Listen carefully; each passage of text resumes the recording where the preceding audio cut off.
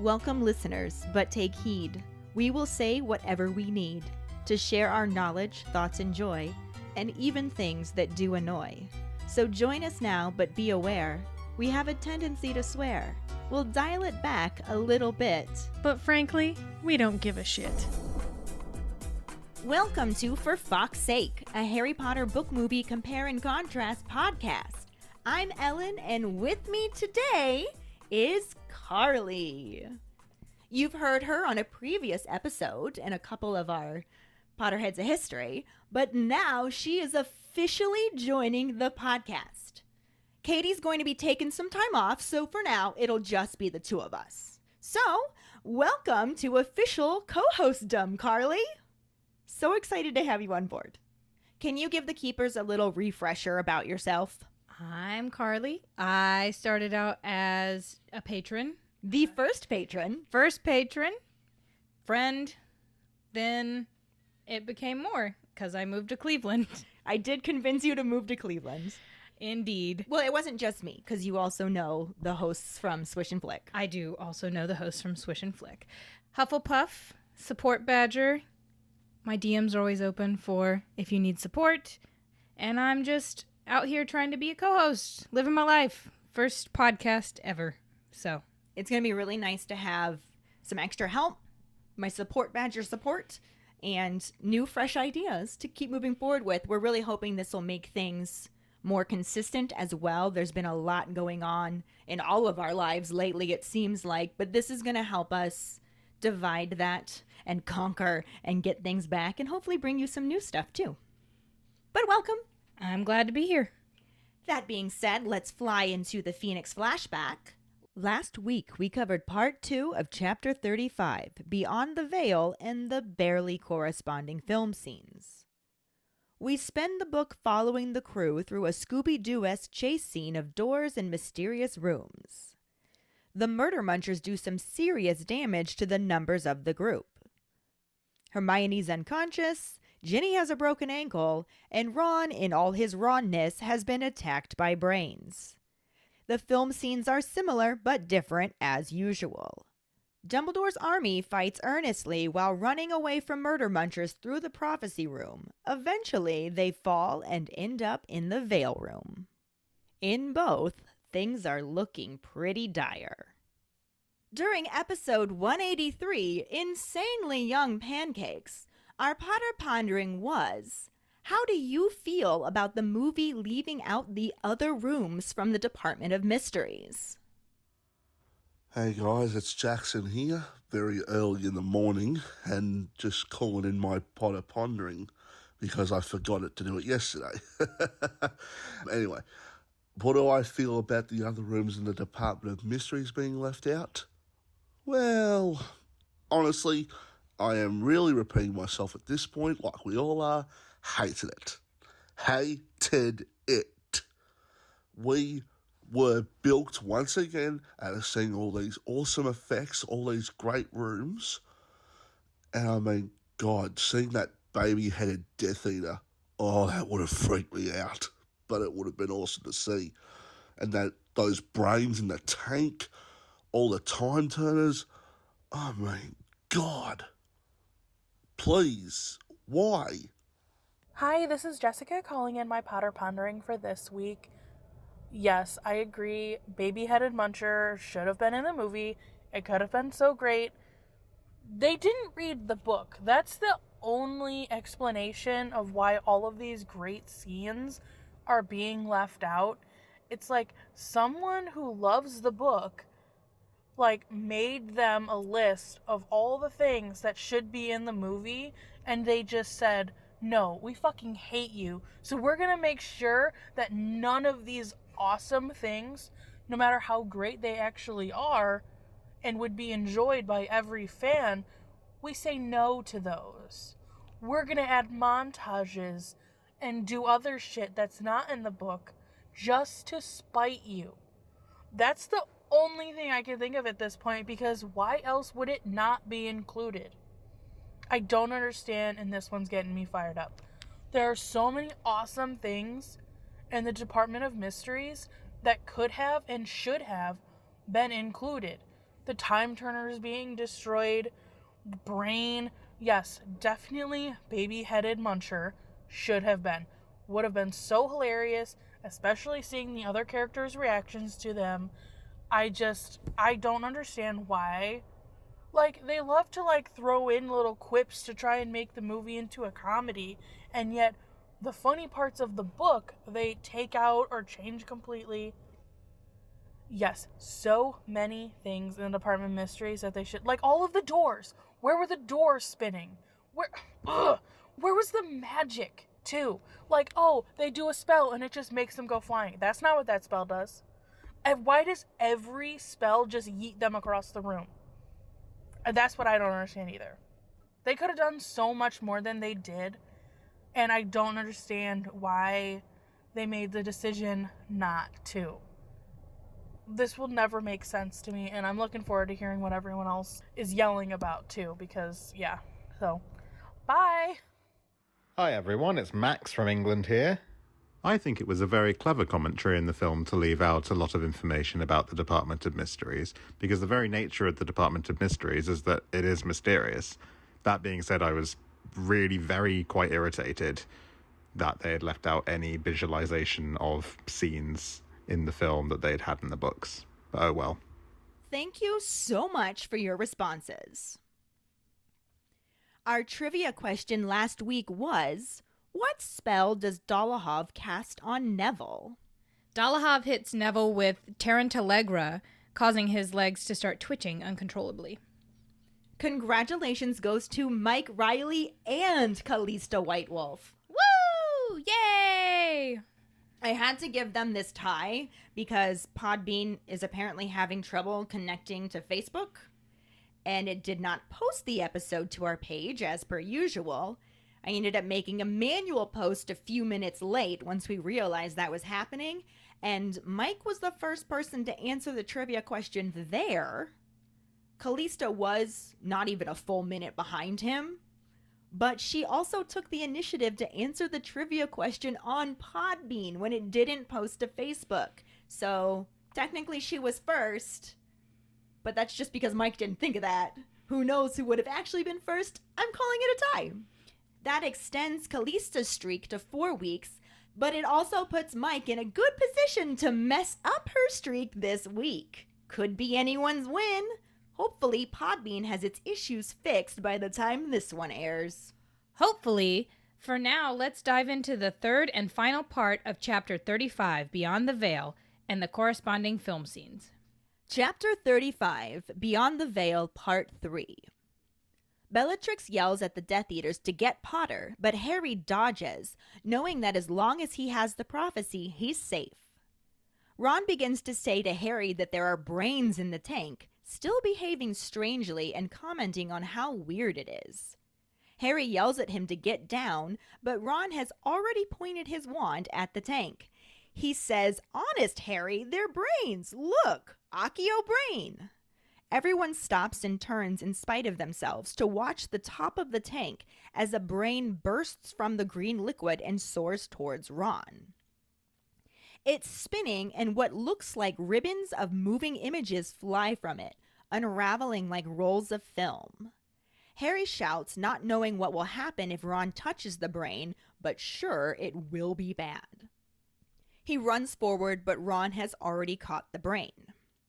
The moment they make contact with Ron's skin, the tentacles begin wrapping around his arms. Harry excitedly tells Ron to look at what's happening before realizing he doesn't like it and telling the tentacles to stop. However, they've already reached his chest, and he tries to rip off the ribbons as the brain pulls tight against him. Harry attempts to use Defendo, but the feelers will not break. Ginny shouts to Harry that the brain will suffocate Ron, but then gets hit directly in the face with a stunning spell. She slumps over and lies unconscious. Neville begins shouting "Stupefy" due to his broken nose, which causes his spells to fail, and nothing happens. One of the Death Eaters sends their own stunner at Neville and just misses. It's now only Harry and Neville against 5 Death Eaters, and Harry runs for it as Bellatrix races right at him. He holds the prophecy up over his head as he sprints back up the room, trying to draw the Death Eaters away from the others. It works, and they all sprint after him. He goes through the only open door where the Death Eaters had come in from, and hopes that Neville will stay and find a way to release Ron from the tentacles. He runs a few feet into the room and feels the floor vanish. He falls down stone step after stone step, bouncing down every tier until he lands in the sunken pit, all the air knocked from his lungs. The room rings with laughter of the 5 Death Eaters who had followed him from the brain room, and 5 more coming from the other doorways all around. They jump down the seats towards him as he regains his feet, legs trembling, but with the prophecy somehow still unbroken in his left hand and his wand in his right. He backs away, trying to keep all the Death Eaters in sight. He bumps into something behind him and climbs up backwards onto the dais. The Death Eaters stop, gazing at him. Some are panting as hard as he is. One is bleeding badly. Dullahov is back, freed from the body bind, and he has his wand pointed at Harry's face. Lucius Malfoy pulls off his hood and instructs Harry to give him the prophecy like a good boy. Harry tells him that he will if he lets the others go, which makes the Death Eaters all laugh. Malfoy tells him that he's in no position to bargain and looks very pleased as he points out that there are 10 of them and only 1 of him, asking if Dumbledore has ever taught him how to count. Neville shouts from above that he's not alone and still has him, which makes Harry's heart sink as Neville scrambles down to them, still holding Hermione's wand.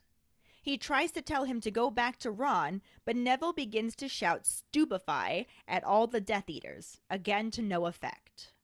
One of the largest Death Eaters grabs Neville from behind and pins his arms to his side. Lucius identifies him as Longbottom and comments that his grandmother is used to losing family members to their cause, saying his death won't come as a great shock. Bellatrix hears the name and a truly evil smile lights her gaunt face as she tells Neville that she's had the pleasure of meeting his parents. Neville yells that he knows she has and struggles so hard that the Death Eater holding him asks for someone to stun him. Bellatrix refuses, saying she wants to see how long Longbottom will last before he cracks like his parents, unless Harry gives them the prophecy. Neville yells to Harry not to give it to them, fighting incredibly hard as Bellatrix approaches him. Bellatrix uses the Cruciatus Curse on Neville and his legs curl up to his chest, causing the Death Eater to have to hold him up off the ground before dropping him. Releasing him from the curse, Bellatrix tells him that it's just a taster. Neville stops screaming and lies sobbing at her feet. She then turns to Harry and tells him to give them the prophecy or watch his friend die the hard way. Harry holds out the prophecy without hesitation, and Malfoy jumps forward to take it when suddenly 2 more doors burst open, and Sirius, Lupin, Moody, Tonks, and Kingsley sprint into the room. Malfoy turns away and raises his wand, but Tonks has already sent a stunner at him. Harry doesn't see if it makes contact, but dives off the dais out of the way. The Death Eaters are distracted by the appearance of the Order members who are now moving down the steps, raining spells down upon them. Harry can see Neville crawling along, dodging a jet of red light, and flings himself flat on the ground to reach him. He asks if he's okay and gets a yes before asking about Ron. Neville says that he was still fighting the brain when he left. Then the floor between them explodes when it gets hit by a spell and they have to scramble away. A thick arm suddenly seizes Harry around the neck and pulls him upright, with his toes barely touching the floor. A voice growls in his ear to give him the prophecy. Harry cannot even breathe because of the arm, but he can see Sirius dueling a Death Eater 10 feet away, and Kingsley fighting 2 at once while Tonks fires spells down at Bellatrix. Nobody seems to realize that Harry is in trouble, and he cannot speak to cast a spell himself as the man reaches for the prophecy. Suddenly, Neville comes out of nowhere and jabs Hermione's wand into the eye hole of the Death Eater's mask. The man lets go and Harry whirls around, gasping out "Stupefy." The Death Eater keels back and his mask slips, revealing McNair's face, one eye swollen and bloodshot. Harry thanks Neville and tries to pull him to safety past Sirius and the Death Eater he's fighting. He steps on something round and hard and slips, thinking it's the prophecy before seeing Mad-Eye Moody's eye spinning away. Moody is on his side, bleeding from the head, and his attacker, Dolohov, is now bearing down on Neville and Harry. He shouts Tarantalegra, and Neville's leg go into a kind of frenzied tap dance, causing him to fall again. He turns to Harry and makes the same slashing movement he'd used on Hermione, but Harry uses the shield charm. He feels something streak across his face like a blunt knife. It knocks him over, but the shield blocks the worst of it. Dolohov begins to summon the prophecy, but is rammed by Sirius and sent flying. Harry manages to keep his grip on it, again by the tips of his fingers. Now Sirius and Dolohov are dueling, wands flashing like swords, sparks flying from wand tips. Dolohov draws back his wand to use the same slashing motion he had on Harry and Hermione, and Harry springs up and yells Petrificus Totalis, again binding Dolohov's arms and legs together and sending him keeling over backward. Sirius tells him nice one and starts to instruct them to leave, but instead they have to duck as a jet of green light narrowly misses Sirius. Across the room, Harry sees Tonks fall from halfway up the stone steps, her limp form tumbling down the stone seats, and Bellatrix triumphant running back towards the fray. Sirius tells Harry again to take Neville and the prophecy and leave as he runs to meet Bellatrix. Harry doesn't see what happens next as Kingsley sways across his field of vision, battling Rookwood. Another jet of light flies over Harry's head as he launches himself at Neville. He asks Neville if he can stand on his jerking and twitching legs, telling him to put an arm around his neck. Neville does, and Harry heaves as Neville's legs continue to kick uselessly. Suddenly, a man tackles them, and as Neville's legs wave like a beetle, Harry tries to hold up the prophecy to keep it from smashing. Lucius Malfoy snarls at him to give up the prophecy, and Harry feels Malfoy's wand digging into his ribs. He struggles to push Malfoy away before telling Neville to catch and tosses the prophecy across the floor. Neville spins around on his back and scoops up the ball. Malfoy turns his wand on Neville instead, but Harry is able to jab his own wand over his shoulder and shout Impedimenta. Malfoy is blasted off his back, and Harry scrambles up to see him smash into the dais where Sirius and Bellatrix are now dueling. Malfoy aims at them again, but Lupin suddenly jumps in front of him, shouting at Harry to get the others and go. Harry seizes Neville by his robes and begins lifting him bodily onto the first tier of the stone steps, his legs still uselessly kicking. Harry pulls again, but a spell hits the step below his head, and as it crumbles away, he falls back. Neville sinks back and thrusts the prophecy in his pocket. Harry tells Neville to push with his legs as he pulls again, when Neville's robes suddenly split all along the left seam and the prophecy drops from his pocket. Before either of them can catch it, one of Neville's feet kicks it. It flies 10 feet to their right and smashes on the step beneath them. As they watch, appalled, a pearly white figure with hugely magnified eyes rise into the air unnoticed by any but them. Harry can see the mouth moving, but with all the yelling and screaming, can't hear anything of the prophecy. The figure then stops speaking and dissolves into mist. Neville apologizes through his broken nose, legs still kicking, and Harry tells him it doesn't matter, that they still need to leave. Neville interrupts, saying, "Dumbledore!" And Harry doesn't understand at first, but looks where Neville is pointing to see Dumbledore framed in the doorway from the brain room right above them, wand aloft, face white and furious. Harry feels an electric charge surge as he realizes they are saved. Dumbledore races down the steps past them, and they all forget about leaving. He's already at the foot of the steps before the Death Eaters notice him and shout to each other. One Death Eater runs for it, but Dumbledore pulls him back easily. Only one pair is left still battling, apparently unaware of Dumbledore's arrival. Sirius ducks from Bellatrix's jet of red life, laughing. He tells her that she can do better than that, and the next one hits him square in the chest. His eyes widen in shock, with laughter still on his face, and Harry releases Neville and moves down the stairs as Dumbledore also turns to the dais. Sirius falls as if in slow motion, his body curving in a graceful arc as he sinks backwards through the ragged veil hanging from the arch.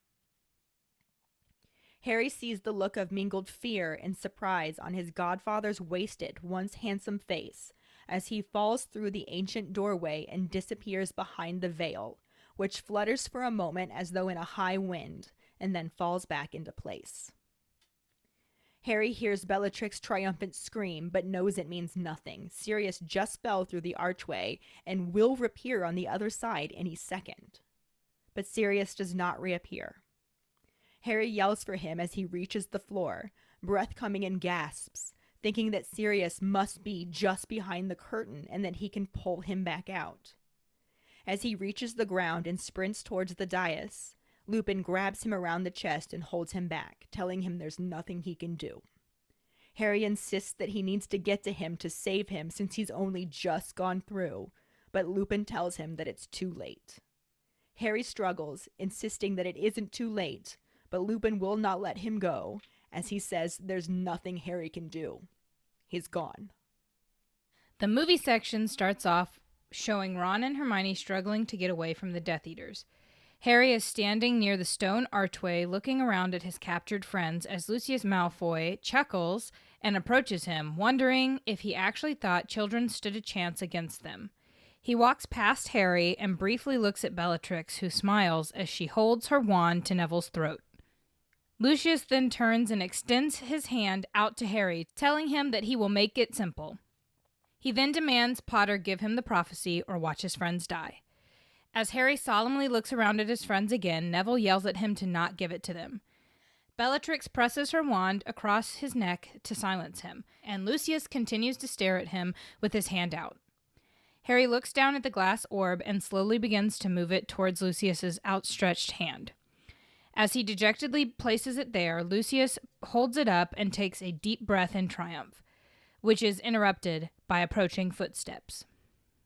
Lucius turns around as Sirius Black orders him to get away from his godson, and then punches him in the face, sending him falling to the ground. Arriving in wispy flashes of white, more Order members appear and rescue the children from the Death Eaters. As Lucius hits the ground, he loses his grip on the prophecy, and it shatters. Luna looks around as some white smoke chases the Death Eater away from her, and then Bellatrix from Neville. Tonks, Mad-Eye, Kingsley, and Remus each appear with their own swirls of smoky white, and the battle between the Death Eaters and the Order of the Phoenix is officially underway, with the Order dodging and casting spells as they try to get the kids to safety.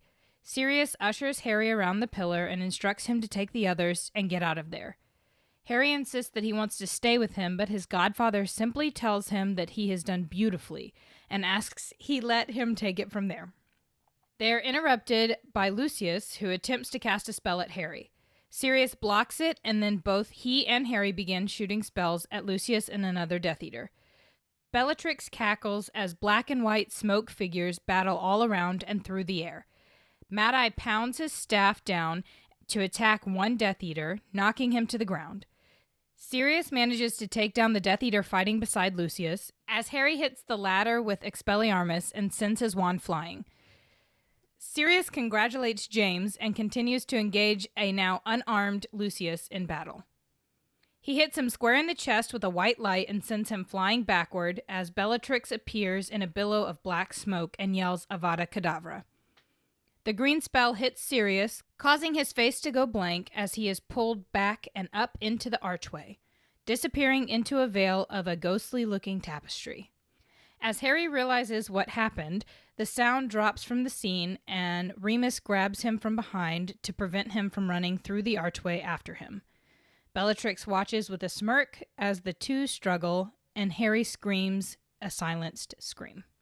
Considering how long my section was and how short the movie section is, it's actually kind of amazing how similar they really are if you ignore everything that the movie left out. True. Very true. What they included, they did well on, I thought. I think so. But they left out so much. They did. Minor changes as well. But that's par for the course at this point. So, particularly this episode is hard for me to join on because Sirius is my favorite character. Yeah, let's bring you in right in time as your favorite character dies. Welcome! Yes. Trauma. This third part and final part of the book chapter starts off a little bit differently than how the movie starts it off, but then they get back to the same place, essentially. They end in the same painful spot, yes. Oh God, that was so hard to read. I just gotta say, I was like choking up. Definitely watching her in the studio, she was definitely tearing up a bit. Glassy eyes. But where it starts, as opposed to where it ends, is Harry and his friends are all in the brain room trying to get away from the Death Eaters. The one thing that Harry knows is that if he can keep that prophecy, he's still safe because they want it. It's Yes. like, if I have this on my person, they're not going to hurt me because they don't want to risk destroying this. For some reason, they really, really want it. I actually don't think that the Death Eaters would think twice about hurting Harry, even though he has the prophecy. But in both the book and movie, he does specifically say, don't hurt Harry. We risk destroying the prophecy if we do.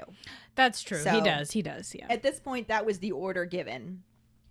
Unfortunately for Harry, half of his party is completely incapacitated or just downright goofy, which definitely incapacitated Ron because he's like giggling and he sees the brain since in that tank and thinks that it's a good idea to summon one and grab it. Why would you want to touch a brain? I think that maybe it had some sort of control before he touched it, like looking at it caused him to be like, I want to touch it. Yeah. You know, like in Finding Nemo when they look at the light on the fish that is in the dark part of the ocean.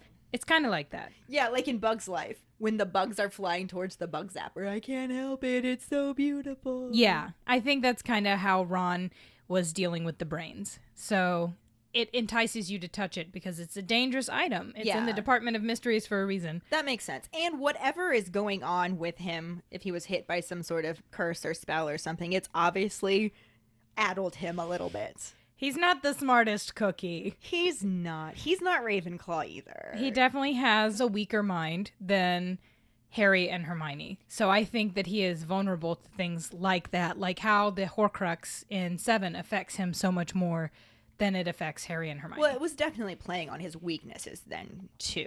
Correct. So, yeah, it doesn't seem like it's as strong. Like, he has his moments. Good at chess. He's definitely the one that gets thrown under the bus for comic relief. Considering how much they like to make Ron look like such a doof for humor's sake, though, I'm kind of surprised they didn't include this. I feel like CGI budget ran out. I don't understand that at all either, because by this point, the movies are becoming wildly successful. Correct. You'd think they could have sprung for a little bit more. But like we talked about in the last episode, Katie and I were talking about how they left all of the other rooms out. Like, the only mysterious thing that happened in the Department of Mysteries was them falling down and having it stop them before they hit the ground, and then, oh, the veil is whispering. And that was the mysteriousness of the Department of Mysteries. They left all of that out, so we didn't get to see any of this, but I kind of wish that we had, considering how much they like to make Ron look goofy, and I love the little touches of magic-y things that wouldn't happen in real life. Yeah, agreed. We talked about Ginny getting hurt. Right. And that's such a big deal. You get to see how vulnerable Ginny actually is. But they did Bonnie Wright all sorts of wrong. Oh, so much. And even in this moment, she's down on the ground because she can't walk on her own because of her broken ankle.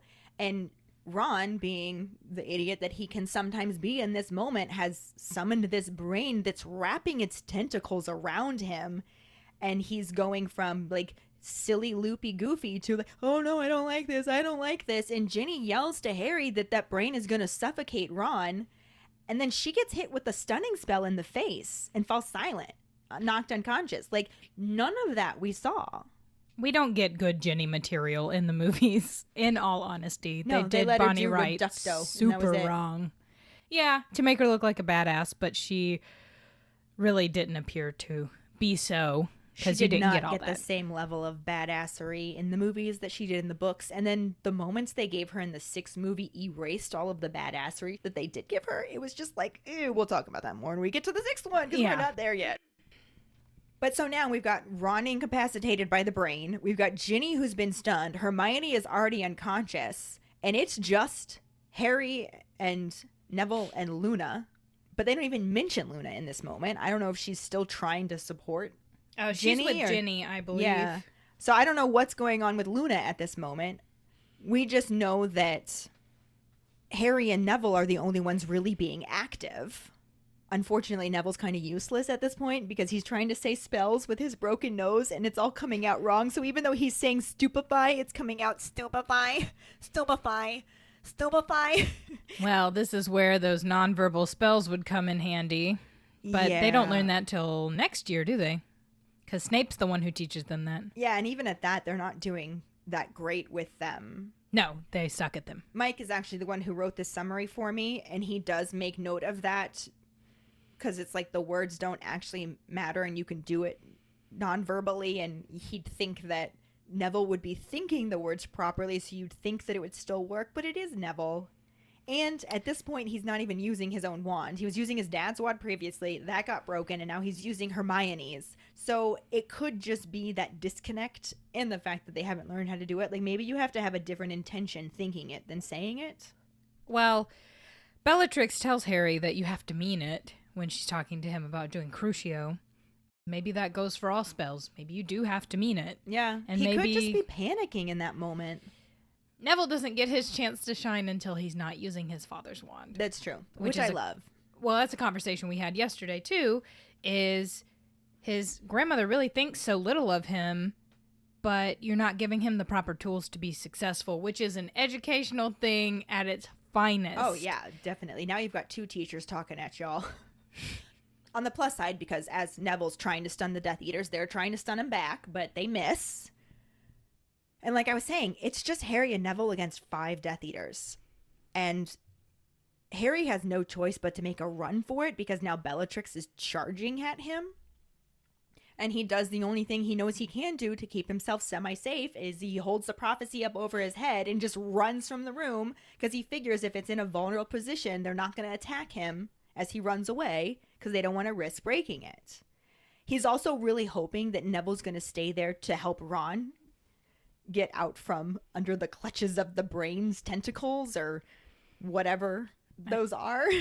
What's the plan, Harry? What do you think he's going to do that you couldn't do? Stay with him?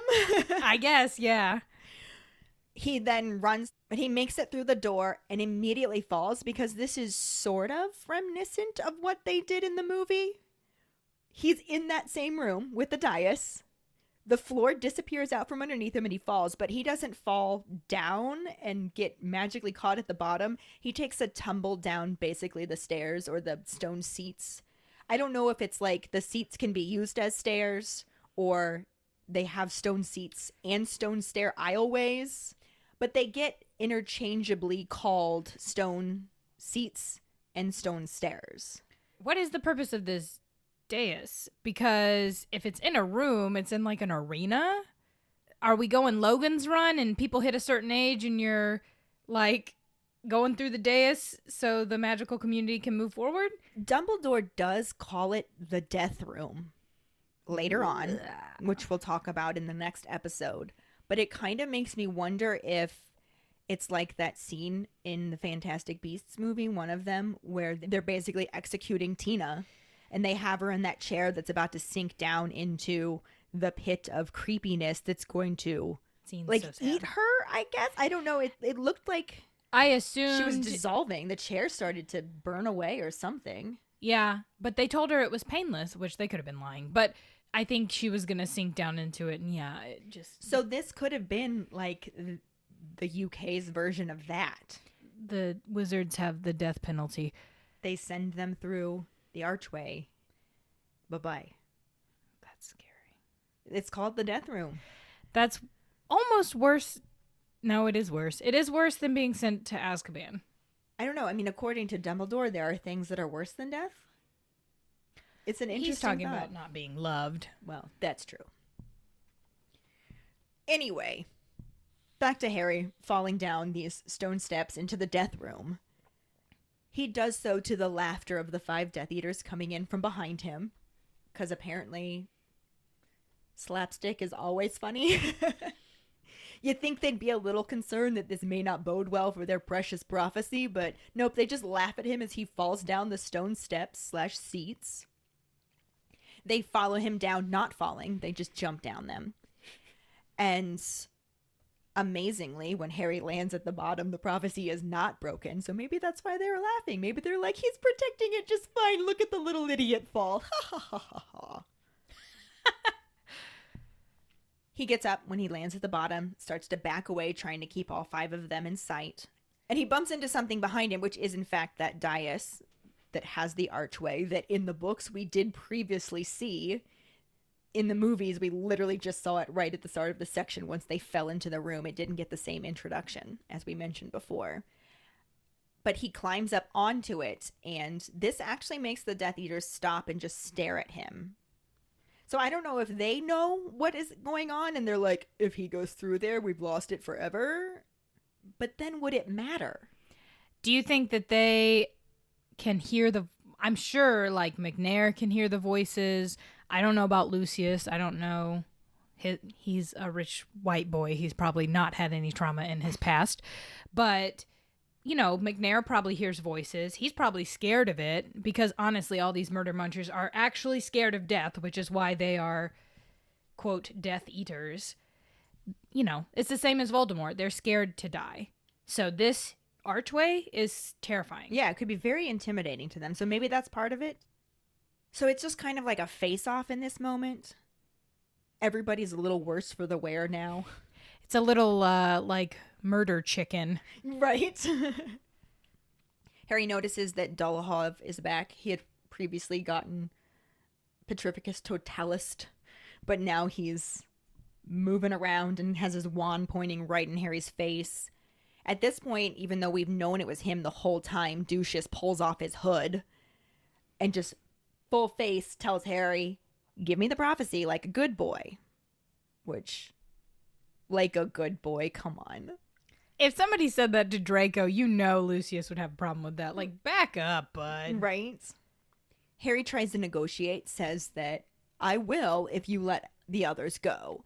And again, the murder munchers all laugh at him because they don't get it. They don't have love in their lives. And Ducius tells him that he's in no position to bargain, which is probably why this is funny to them. They're like, oh, this is so cute. He thinks that he can get his way somehow. Well, they definitely do that in the movie when Bellatrix walks up behind Lucius and she's like, itty bitty baby thinks he knows how to play. Yeah. Which is disgusting. It's all gross, but they're evil, so not shocking. Like that. Ducius also makes the point that there's only one of Harry, but there's 10 murder munchers, so he's a little bit outnumbered. Didn't Dumbledore teach you how to count? That's also like, there's 10 adults against a child. Right, like, this is why we started calling him Ducius Malfoy. Dude's a douchebag. Like, that's such a douchey thing to say to a child. On top of the fact that you're trying to kill him, you know? Like, I don't understand how Lucius continues his thought process in this. This kid is the same age as your child. Same sex. They're both boys. Like, could you imagine how he would react if somebody treated his kid the way that he was treating Harry? Like you were saying. Your child is in school with this kid that you're literally trying to murder. Right. You're not figuring out the father aspect until your kid's 17. Like, that's when Lucius figures out his life, that his wife is important to him and that his son is important to him. How does it take you that long? Well, it took him falling out with the Dark Lord. You fucked up and got arrested. Yeah, I don't even know that it was him realizing the whole father thing and the importance of his wife and child. I think that was just all he had left. And then maybe it happened. I'm definitely the Hufflepuff in this situation. Yes, I you definitely like to give people the BOD. No, I'm over here like, dude's just Ducius. Evil bastard. Your kids can make you see the important things. Sometimes. You hope. My Hufflepuff heart hopes. I feel like the mom in you as well. Well, that's true. I did just have a son, and he is small. He's 8 months. Yep, he's a big boy. He's a Weasley. He is my little redheaded Weasley. He's my not dumb Ron. He is adorable. But anyway, Ducius is currently mocking Harry for being 1 on 10. And at this point, Neville makes his appearance and shouts that he's not alone. He still has me. And Harry's just like, fuck me, Neville. Why didn't you stay with Ron? So that's kind of funny. And because of Neville's broken nose, he still can't do spells. So he's coming down the stone steps shouting, "Stupefy! Stupefy!" and not doing anything. Just sweet boy. Making this adorably awkward entrance that doesn't actually help Harry in any way, shape, or form. And just ends up getting grabbed from behind by one of the murder munchers. And then we get a moment that is kind of similar to something that already happened in the movie, but also a little bit more savage. Because in the very beginning, when it was just Lucius and Bellatrix, they see Neville, they make a comment about him being a Longbottom, and that happens now in the book. But it's Lucius who identifies him as Longbottom, and then says that his grandmother is used to losing family members to their cause, so his death won't come as that great of a shock. Again, this child is the same age as your kid.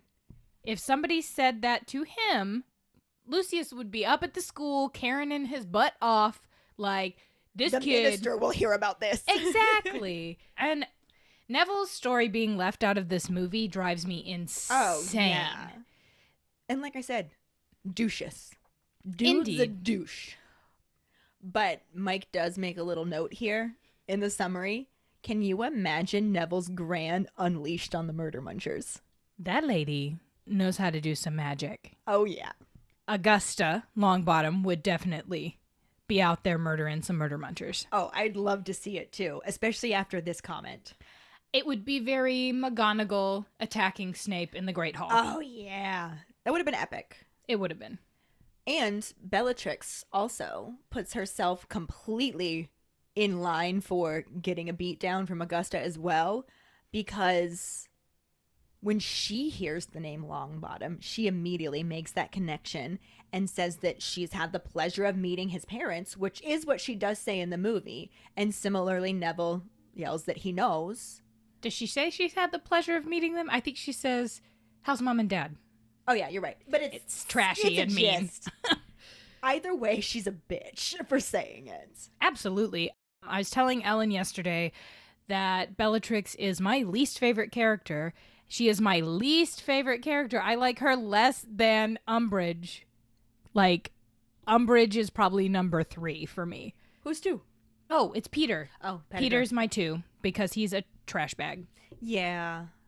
I think the thing for me about Umbridge is the fact that she's more real. That's true. That is very true. But I'm Hufflepuff. Main quality of Hufflepuff is loyalty. Yeah. And Peter being that way really hits me hard.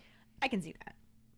But so anyway, in this moment, Bellatrix is being an absolute bitch. Per usual. She doesn't really know anything else. And like you said, the similar moment that happened previously in the movie was Bellatrix just, "How's your mom and dad?" In the book, she says she's had the pleasure of meeting his parents, and Neville yells that he knows she has. So it's not the like sassy comeback that he had in the movie where he's just like, better now that they're about to be avenged, which I did love that line for Neville, but in this moment, it's upsetting to him, and he starts really struggling against the murder muncher that's holding him. So that guy wants someone to stun him, but Bellatrix is just like, no, don't stun him. I want to see how long he can last before he cracks like his parents. And does say this is unless Harry gives them the prophecy.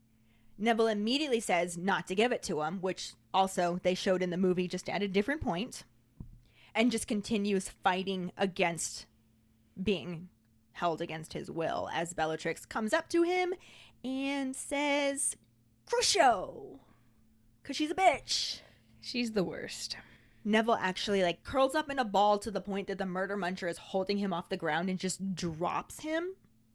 And then she does stop torturing him for that moment, just to say that that was just a taster, and then turn her attention to Harry and say, "Give me the prophecy or watch your friend die the hard way." So something like this already happened in the movie, basically right at the start of Bellatrix's entrance. So it was similar, but not quite the same. But yeah, so at this torturing of Neville, Harry just without hesitation is like, take the fucking prophecy. I'd rather you have it than this happens to Neville. And when Lucius moves forward to take it from him, 2 more doors to the death room burst open and enter Sirius Remus, Moody, Tonks, and Kingsley. Dun dun dun! The order has arrived. So this is basically where the movie starts lining up with this part of the book chapter. But again, it's not quite the same. For one thing, basically nothing else you mentioned happens. Yeah. So No brain room. No Ginny getting hurt or stunned.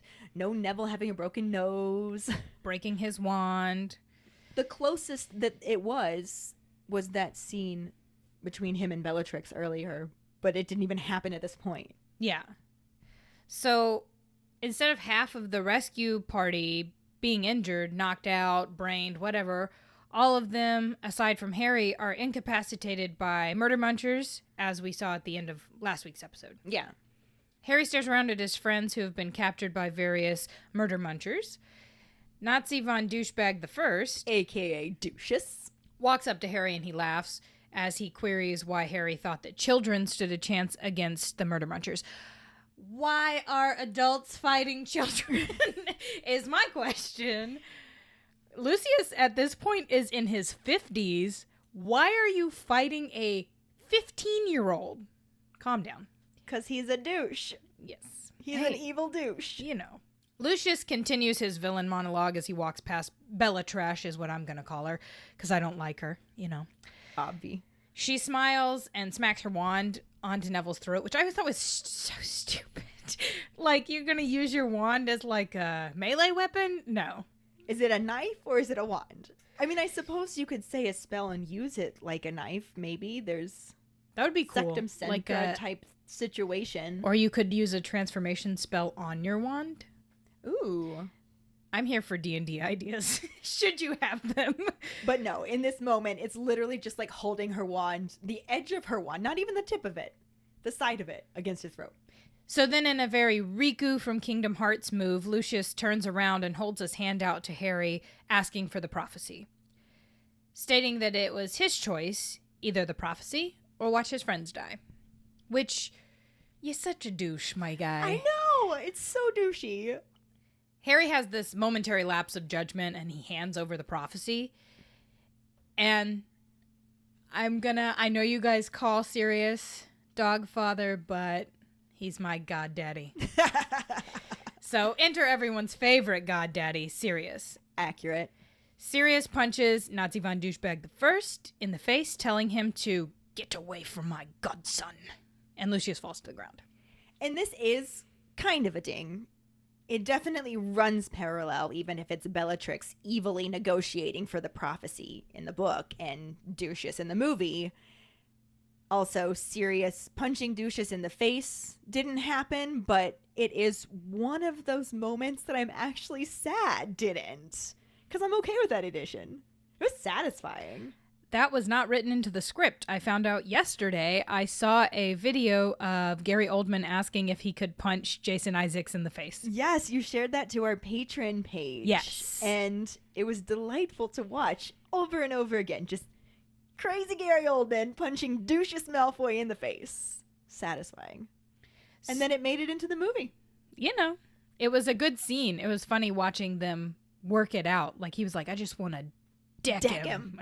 Yeah, it was great. We'll share it to the main page, too. Yes.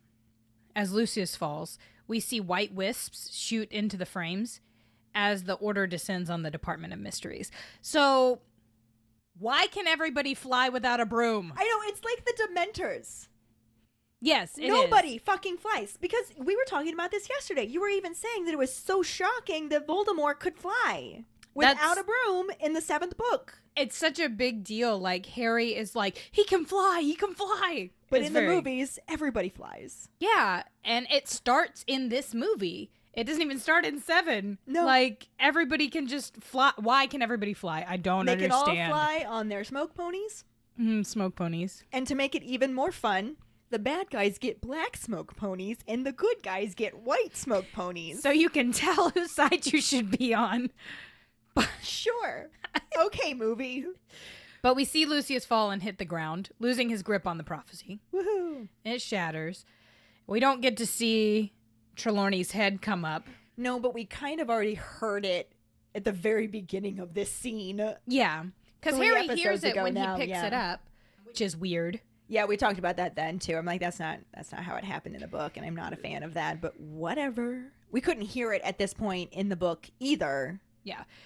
So then we see the Order chase away all the murder munchers from Luna and Neville. Smoke chase away. Smoke chase away. It's literally these white puffs of smoke. Just poof, and they're gone. Poofing where the murder munchers are holding the kids and then poofing them out. I don't understand. And it kind of implies that you can apparate into the Department of Mysteries. And we talked about that before too. Like, you'd think that wouldn't be possible. So I have a strong suspicion that they maybe didn't apparate there, that maybe it was they were there and then they opened the door high up and they were like, we gotta get down there, so now we're gonna fly in our smoke ponies. Something. Like, in the book, they just run in. Correct. They just run in. Because that's normal. So. But no, the movie has to dramatize everything. And add in smoke ponies. Well, our favorite Order members appear in their own white wisp of smoke on their own smoke ponies and let the Wandy fight begin. Lots of spells being cast by different Order members and Harry. Yeah, this is similar here too, because in both we have the arrival of the Order to save the day, just in very different fashions. Like I said before, there's no satisfying punch, but we do have Ducius turning away at the arrival of the Orders. And it gives Harry the opportunity to dive out of the way as Tonks sends a stunner to Ducius. So he has this chance to, oh, distraction, gone. And this same distraction works on all of them, because even though it's 5 Order members against 10 murder munchers, it's good versus bad, and good always wins. Right? Yeah. Not the best odds, but it's still better than it was before when it was just 1 child versus 10 adults. Forever angry about that. At this point, Harry's decision is to get away from all of the spells and get himself to Neville, who's just trying to crawl away. And he has to dodge a jet of red light and ends up basically crawling himself to get to Neville. Asks if he's okay. And then when Neville says he is, he asks about Ron. And Neville's just like, he was still fighting the brain when I left. But it's not like Ron was doing that well with it. So Harry's just like, why would you leave him? But he doesn't say that. Harry knows the time and place for certain things. Certain things. Not everything. Not but everything. You know. And honestly, he might have said something, but he doesn't get the chance to, because the floor between them explodes and they both have to, like, scramble away to avoid getting injured or killed or whatever's happening. And at this point, Harry actually gets grabbed around the neck and pulled up to the point where his toes are barely touching the ground. So he's, like, suffocating, can't say anything to try and help himself, and everybody else is so busy dueling that nobody knows he's in danger. Except for Neville, who has already learned that he can't say spells because of his broken nose, and decides to just forego that completely and instead uses his wand, well, Hermione's wand, as a poker and just sticks it right through the eye hole of the murder muncher's mask, and it's enough to get him to drop Harry, who turns around and stupefies him himself, which causes him to fall backwards and his mask come off, which lets us know that it was McNair. And he has one swollen, bloodshot eye. So go, Neville. Harry thanks Neville and pulls him away. They end up going past Sirius and another murder muncher as they're dueling. Harry thanks Neville and pulls him away from all of the chaos, steps on something that slips under his foot. It's clearly round, and he kind of panics, thinking it might be the prophecy, before he realizes that it's Mad-Eye Moody's eye, and I feel like that would make me panic more. Especially since Moody is currently lying on his side and bleeding from the head, and at this point, all of that damage was done by Dolohov, who is now coming after Harry and Neville. So that was like their last line of defense from him, and now he's bearing down on them, and he hits Neville with Tarantalegra. Which was our trivia question. Yeah, and it causes Neville to go into what's described as a frenzied tap dance, I feel like somebody comes into St. Mungo's with that as well. Or I think their shoes were shrinking on their feet and it was just causing them to dance in discomfort or something. But regardless, it is very inconvenient because now his legs are jerking so uncontrollably that he's, again, even less use.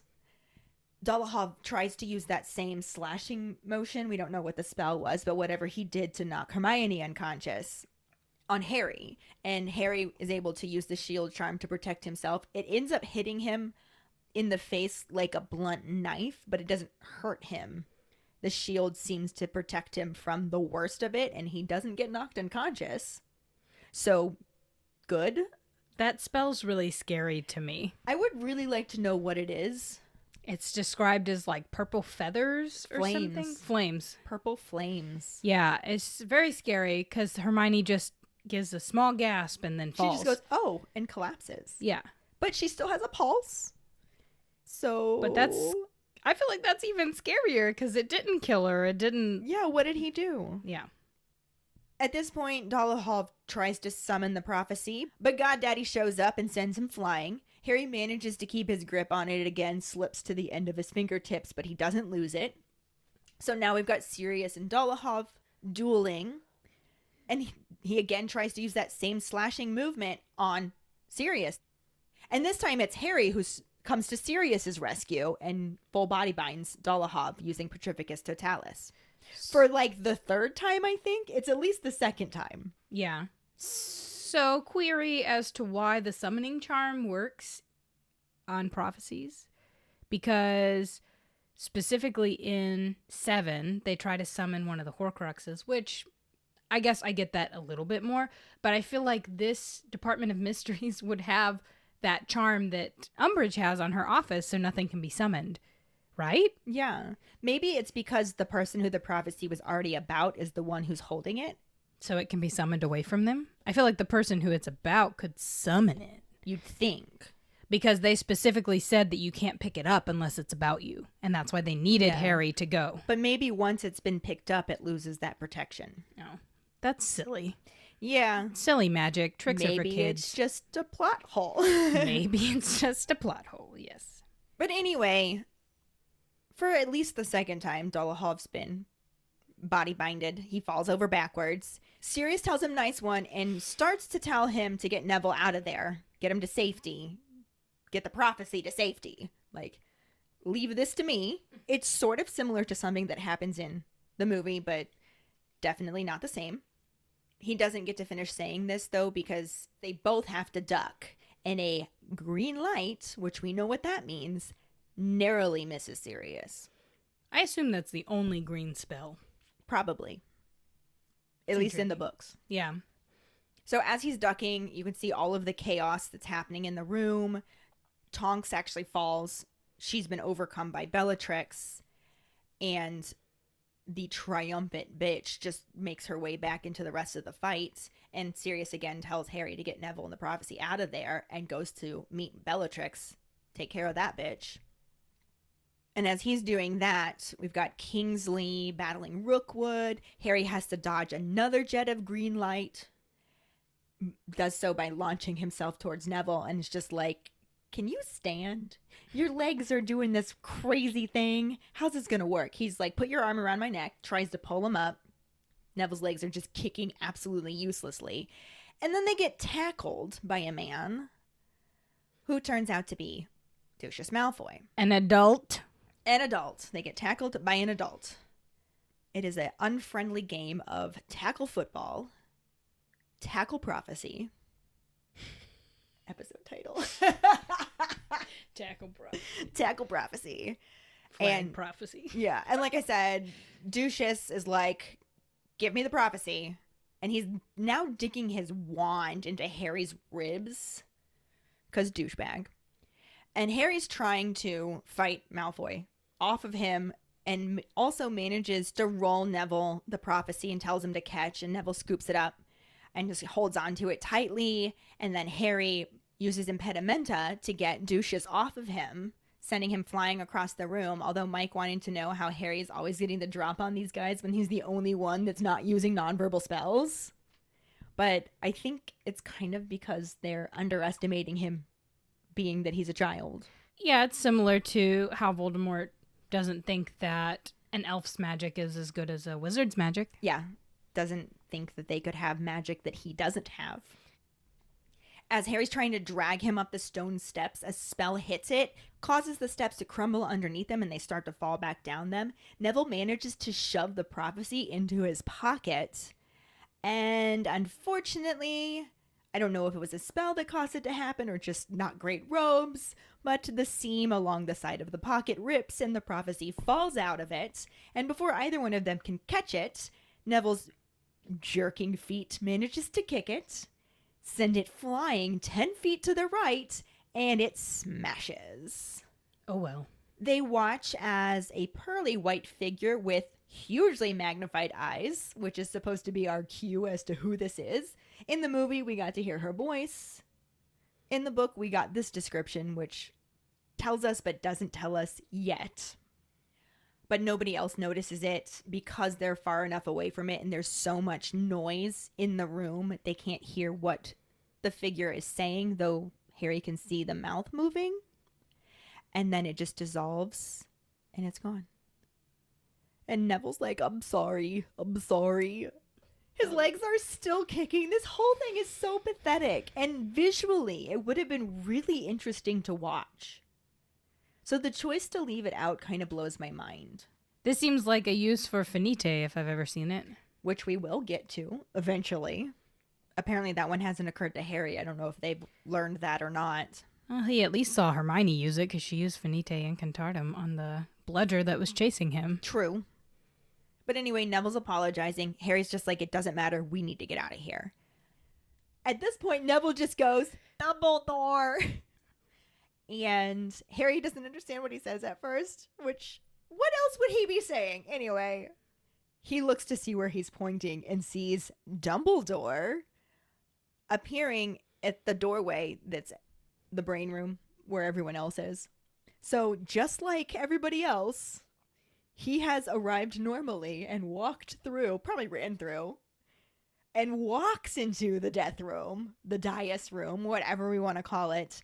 He does not ride a smoke pony, but this is Dumbledore's entrance, and Harry is just like, oh, thank fuck, we're saved. And then Dumbledore races down the steps, distracting them enough to forget that they should leave. But do they need to as much now that Dumbledore's there? Like, it could have been Dumbledore against all 10 murder munchers, and he probably would have still come out on top. So they just kind of watch as the murder munchers all notice Dumbledore and probably start to panic. Hopefully they wore their brown robes. One murder muncher actually tries to run for it, and Dumbledore just like pulls him back magically. Like, nah, you ain't going nowhere. Stay here. Again, the majority of that did not happen in the movie, but it does kind of get similar again here. Our goddaddy Sirius moves Harry around in an attempt to protect him. He tells Harry to get the others and get out of the ministry, but Harry, in true Hufflepuff fashion, says that he wants to stay. Sirius tells him he's done beautifully, but that the Order can handle this. So it's such a sweet moment. It is a very sweet moment, and I also just love the way Gary Oldman says beautifully. Well, he's and the Gary way he's Oldman. Looking at him. So, yeah. Sirius blocks a spell from Ducius that was headed for Harry, and they begin fighting in earnest. Right. So we see Bellatrash cackle as white and black wisps flow around her, fighting. Mad-Eye stamps his staff down and shoots a murder muncher backwards. Sirius takes down the murder muncher next to Ducius, and Harry in turn disarms him. Sirius states, "Nice one, James." Which is both kind of similar to the book, but also kind of bugs me. Because in the book, Sirius does say nice one when Harry saves him. I don't like the fact that in this moment, after giving this beautiful moment where Sirius is just like, you've done beautifully to his godson, you've done beautifully, let the Order take it from here. Now all of a sudden he can't tell the difference between Harry and his best friend who's been dead for a while. Like, why did they have to make him a little crazy in this moment? I never took it like that. I took it as Harry mentions in 7 that when Sirius appears to him, when he does the resurrection stone, that he looks younger than he looked in life. And a lot that I've read has been Sirius died on that day that James and Lily died. Aw. Because he thought that Remus had done it. Because in the third book, they say, like, I thought it was you, and I'm sorry that I thought it was you. Yeah. So he lost all of his best friends. He thought Remus had done it at first. And so I think in this moment, Sirius is just having my best friend is actually here with me. And I think it's just a slip up. I know it's a silly slip up. I know it's a silly, stupid thing to add into the movie. But I also have taken that particular fan theory to heart because of how Sirius appears to him. And he says the same thing about Remus, that Remus looks younger. Yeah. Because That's true. they did lose so much on that night. And they were 21.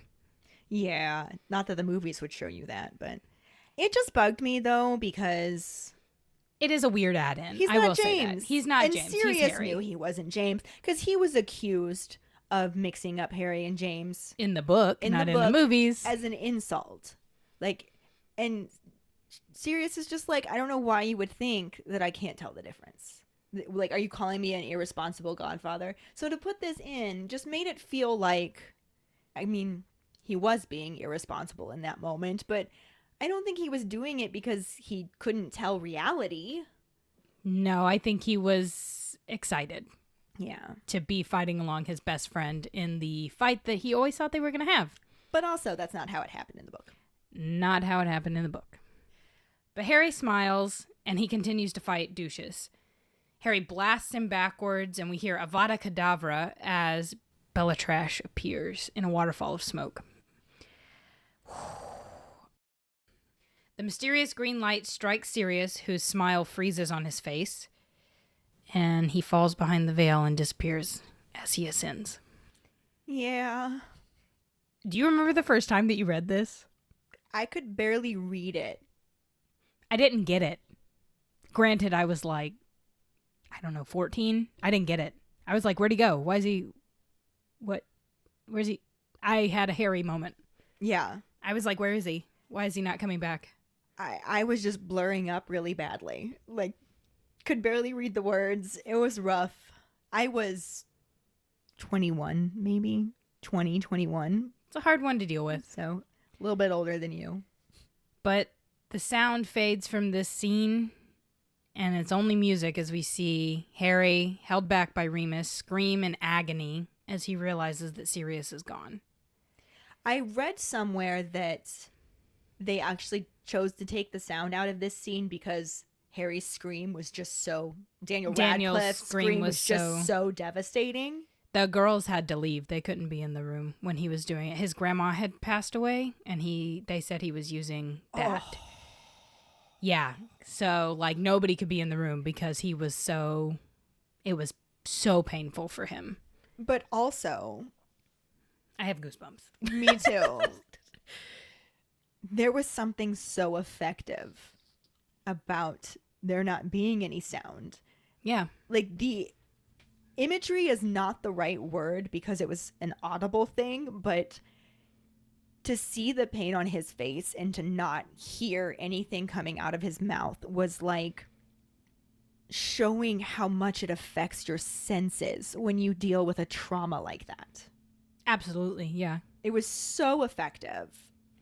Except for maybe, to Bellatrash. She watches with a smile as Harry screams. Because she's trash. But that's where the movie section ends. Yeah, and the biggest difference in this particular moment of the movie is that Dumbledore has not made his entrance. And then, of course, there's things that were left out.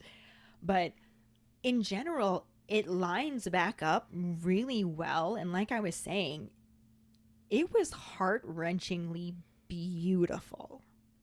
And actually, when we were watching this yesterday, I noted that David Thewlis also has a really pained look on his face because that was his best friend. Yeah. His only remaining best friend. Yeah. Oh, I'm sad. There is still some things happening in the book that weren't in this particular part of the scene. It was slightly different. because Dumbledore had arrived, and because Dumbledore was there, everybody else stopped fighting except for Sirius and Bellatrix. I don't know if they didn't realize or if there was just so much hatred between the two of them, having been family members as well. They just keep on fighting, and everybody else is stopped and is just watching at this point, looking at Dumbledore, who's rounding up all of the remaining murder munchers, watching them duel. And she tries to hit him with a jet of red light as she's laughing. Sirius ducks it, kind of taunts her a little bit, and says that she can do better than that. So in the movie, she kind of sucker punches him with Avada Kedavra. They weren't the ones dueling. No, they weren't. And you don't ever really get the full family aspect in the movie. Like, you don't really super understand that they are related, and that all of that ties into even the Malfoys being related to them and stuff like that. But understanding that she was his cousin, and like, they probably went to like Easter stuff together. Like, that's weird. No, they probably grew up together. Yeah, because they're about the same age. So you don't get that sense in the movies. No, not even a little bit. And like I said, she just sucker punches him with it. They weren't previously engaged in this battle. So there wasn't any kind of him mocking her, you can do better than that, to make it hit even harder when she does hit him square in the chest with the next curse. But it doesn't even say that it was specifically Avada Kedavra. I wasn't sure, honestly, if her curse hit him and killed him, or if it knocked him through the archway and that's what killed him. I honestly wasn't sure. That's why when I initially read it, because it didn't say, it said it knocked him backwards and he fell through the veil. That's why I thought he wasn't dead. Yeah. I mean, I was with Harry not wanting him to be dead. Correct. I was also with Harry not wanting him to be dead, yes. But it says that, but the book describes as his eyes widening in shock and the laughter still being on his face as he falls in slow motion and sinks back through that ragged veil. It wasn't really described in that ghostly fashion. It was an actual curtain that he fell through, hanging from this arch. And he has a look of fear and surprise on his face, which does not to me say that he was already dead. But Correct. in the movie, he was, because it was Avada Kedavra. Mm-hmm. And I feel like that makes it a lot more cruel. In the movies, they made her more cold. Yes, intentional about, like, you were intending to kill your cousin. Yeah. I guess that our conversation yesterday, I was curious if we thought that maybe Bellatrix had planned, but since in the book it doesn't say that she uses Avada Kedavra, and I kind of doubt she did. She wouldn't have even known for sure that he was going to be there. Correct. So I don't think that, the plan was I'm sure to do she that. didn't mind. She seems pretty excited when she screams in triumph that she kills him. Correct. Although Harry doesn't think that that scream means anything, because at this point his brain is not accepting the fact that his godfather is gone. He thinks he just fell through the archway and that he's just going to appear on the other side. And then when he doesn't, he starts yelling for him. He's like, he's got to be just on the other side of that curtain. I've got to get to him and got to pull him out. And at this point, as he's trying to run towards it, Remus has to grab him around the chest and hold him back. He's trying to tell him that there's nothing he can do, because obviously now we know that if Harry goes through that archway himself, he's not coming back either.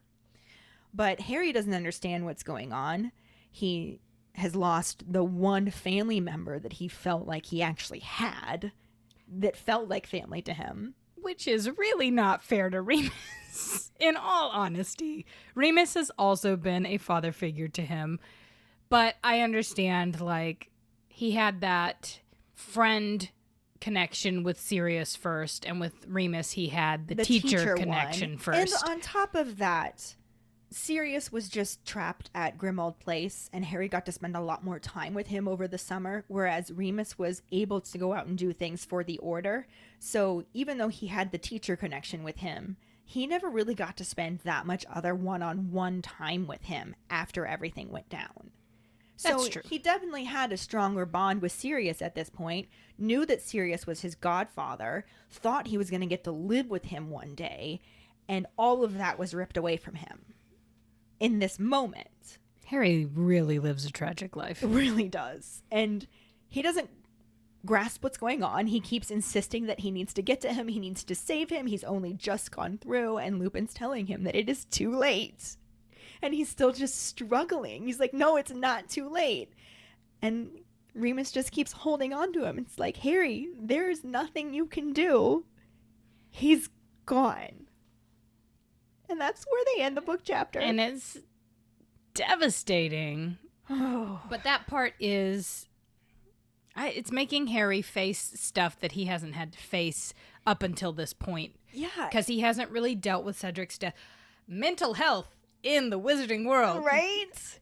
This is like this moment that just punches you in the gut, cuts off your air supply, and squeezes your heart all at the same time. Like the emotion that I feel. And it hasn't changed. It doesn't matter that this is a book that I've been reading for 20 years now. And I just told everybody my age because I told your age. only on the Patreon page. But this is a book that I've been reading for 20 years, and it doesn't matter. It still punches me in the stomach, cuts off my air supply, and squeezes my heart when I get to this point. This whole section that we have been reading and doing today is the hardest section for me to read.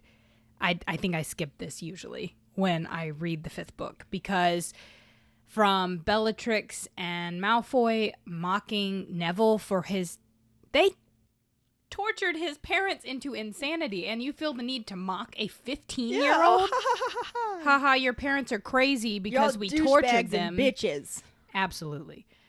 And then Harry losing Sirius is just, this whole chapter is so painful to read. Yeah. It's funny that you say that, though, because I usually skip the majority of the movie and just start watching this scene.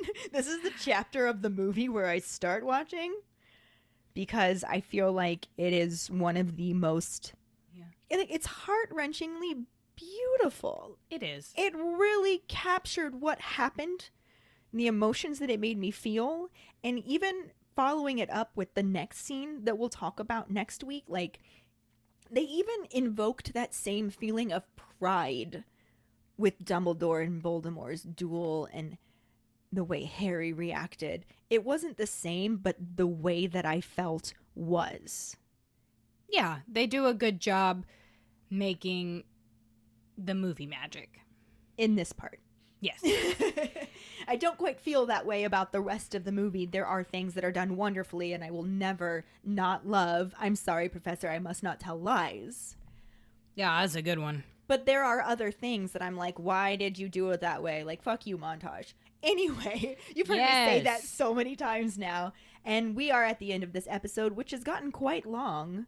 Indeed. So we should really probably just move on. At this point, we don't really have new actors to talk about because they've been here all along. We know everybody. We've talked about everybody. I think we can say a little bit more about Helena Bonham Carter as Bellatrix next week.